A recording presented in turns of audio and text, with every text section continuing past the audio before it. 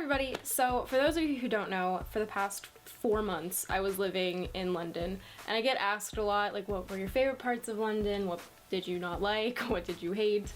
So I thought it would be easiest to put it in one video. So it's gonna be 2 parts. This one, obviously, is 10 things that I loved about London, and then part 2 is gonna be 10 things I hated. But yeah, that's kind of it for this intro, so if you are curious what my 10 favorite things about London are, then keep watching. So to start off my list, it's kind of a common one between people, but the Tube is definitely one of my favorite parts about London. Now for anybody that's kind of like, what is the Tube?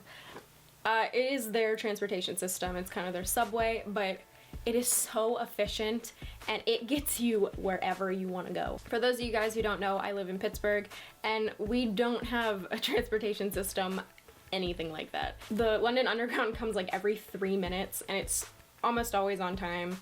Rush hour is a bitch, but I mean that's kind of expected. Like every day when I was going to work, you're like packed into sardines. I think like your definition of personal space definitely changes after you've been on the Tube. So the second thing is the access to the museums in London. Admission to almost all of these museums are free, and it was really nice because I was living in Earl's Court whenever I was over there, which is right near Kensington, and they had a ton of museums that you could go to, and it was very great art, artifacts, their collections, their exhibits. It was all so fantastic, and it was a highlight of being there. While I was over there, I took an art class, and I can't tell you how many times we went to these actual art galleries to see the works. So when you're seeing Monet and Picasso and Van Gogh and Manet, like you're seeing all these people and it's so normal to everyone there, but you're like.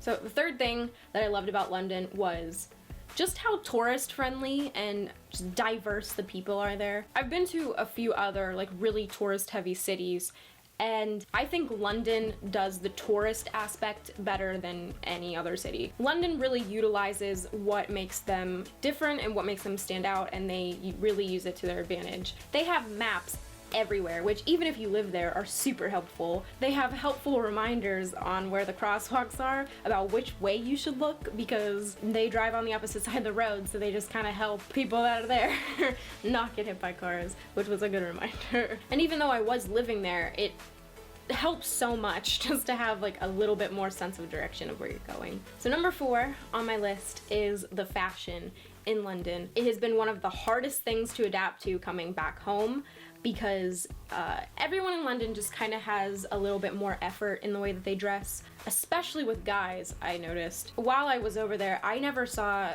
a guy in public in basketball shorts, in sweatpants, in cut-off t-shirts. Seeing people every day where the standard is dressing up a little bit, it just makes you want to dress up. You just want to play with clothes a little bit more, and it's definitely one of the biggest things I miss from London. So number 5 on my list is something I kind of mentioned earlier, is just the architecture and then the different boroughs within London that are so different from one another. It's crazy. So the structural layout of London is there's London, but there are so many different neighborhoods and boroughs within London that are so distinct from one another. I was living in Earl's Court, which is kind of more what you think of whenever you think of London, like the white together houses, really long rows. There's so much to see. I think that's what makes it so cool. Number 6 on my list is just grocery shopping. I don't know if this was more, my mindset in London was a little bit different, because if you're an American going to London, you're gonna be a little bit poorer. I just found the produce over there to be a lot cheaper, and I'm not sure why that was. I don't know if it was just when I was over there, prices were lower, but that ended up being such a lifesaver that I didn't have to spend as much on food. So the 7th thing is how much people were involved with world news, how many people read the news, and just how commonplace newspapers and news stations were. Not to say that the United States is closed-minded or they don't care, but we have so much going on in our country. People don't really pay much attention to what's going on in other countries, just current events. I think that was one thing that I really liked, and it's something I've taken back with me from living there. So the 8th thing on my list is for all the clothes lovers, and it is Primark and Zara. Primark, as far as I know, is a UK thing, And Zara is in the US, however, it's a lot more expensive. And where I live, kind of East Coast, Pennsylvania, it's nowhere to be found. My mom came to visit me for a week and a half, and because she lost her luggage, we had to go get her some clothes, and we just kind of stumbled into Zara, and it was the best thing we could have done because I am now obsessed with their clothes, and they're not that badly priced. So yeah, I have a new addiction, and it is Zara. Primark is also really good too because they're a lot cheaper, and they have some trendy things, I can't lie. So number 9 is something that I didn't really get to experience until the last 3 weeks I was there. It sucks. But it was the variety of cuisine that was just, it's just everywhere. I mean, when you think about it, the city is such a melting pot of cultures. Just honorable mention, if you're ever in Earl's Court, there's a little Lebanese place. It's called Beirut. That is a place in Earl's Court. They have the best falafel wraps ever. Probably the last 2 weeks, my flatmates and I were in London. We got falafel wraps from that place like every day. They were like £2.50. I would recommend that place in a heartbeat because it's cheap and it's delicious. And my last favorite thing about London was just the focus of well-being in the workplace. Working in London was a real eye-opener to what actual Londoners kind of value and how they operate, if that makes sense. I mean, being a tourist is one thing, but you kind of only see the surface. I think once you start working in London, you get a better grip of what the city is actually like. So the place I was at was a marketing agency in like northish central London, and they did a lot of stuff to make their employees feel good. So the last Thursday of every month, they brought in a masseuse to give everybody a 20-minute massage for free during the workday. You just went down and did that. So there's number 1. The second thing is every Friday morning, they would have breakfast sandwiches in like their little lobby. So you could get whatever kind of sandwich you wanted. You didn't have to pay for breakfast that morning. You could just walk in knowing that you had food waiting for you, which I love food. It was so nice.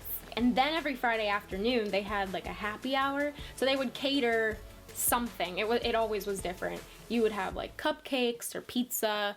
One time they did McDonald's, and everybody would have like a beer or 2 or wine. And then my company's Christmas party was just unreal. They rented out an entire mansion in Essex, which is east of London. It was an overnight stay. Everyone got their own room.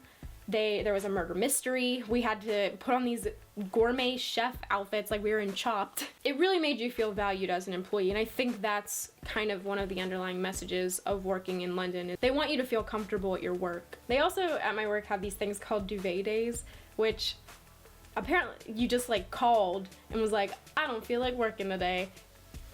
And that was it. You didn't have to work. So that is all the things that I loved about living in London. There's so many more, but I had to make a list. Now I also made a part 2, which will be right here that you can click, which is all the things I hated about living in London. No city is perfect, so yeah, check that video out if you're interested. So if you enjoyed this video, please leave a like and subscribe to my channel if you haven't already. And also in the comments, if you've been to London, what was your favorite part? I love hearing everybody's answers because they're always different. But yeah, until then, peace out, Cub Scout.